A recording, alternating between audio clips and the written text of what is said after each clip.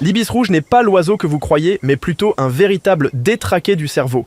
Son nom scientifique provient du grec eudokimos, bon cadet, et du latin ruber, rouge. La majorité de son plumage est d'une couleur rouge dominante, ce qui explique en partie les menaces qui pèsent sur cette espèce, notamment à cause du braconnage intensif. Les extrémités des rémiges de ses ailes sont noires. Chez les jeunes ibis, le plumage est gris. Sa couleur rouge caractéristique est le résultat des caroténoïdes présents dans son alimentation, composée essentiellement de petits crustacés, crevettes et crabes de mangrove. Heureusement, ta tête n'est pas impliquée, sinon tes cheveux en auraient pris un sacré coup. Ha ha ha ha. Plus sérieusement, en captivité, si l'ibis ne bénéficie pas d'un apport suffisant en caroténoïdes, ses couleurs se fanent progressivement.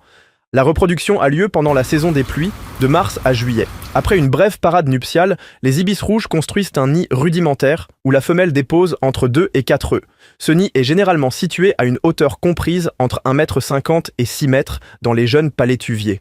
On peut observer l'ibis rouge dans le sud-est des États-Unis, autour du golfe du Mexique, de la Floride jusqu'au Brésil, en passant par les côtes pacifiques et atlantiques de l'Amérique centrale, ainsi que dans les Grandes Antilles. Les principaux prédateurs de l'ibis sont les ratons laveurs, les serpents, les grands félins et bien sûr les humains, particulièrement les Amérindiens et les braconniers qui le chassent tant pour ses plumes. Au fil du temps, l'ibis a développé de longues pattes qui lui permettent de ne pas se mouiller lorsqu'il évolue dans les zones marécageuses. De même, son bec long et pointu lui permet de mieux se nourrir et de survivre dans ces environnements. C'est la fin de cette vidéo. N'oublie pas de t'abonner, de me soutenir en likant, en partageant et surtout en commentant.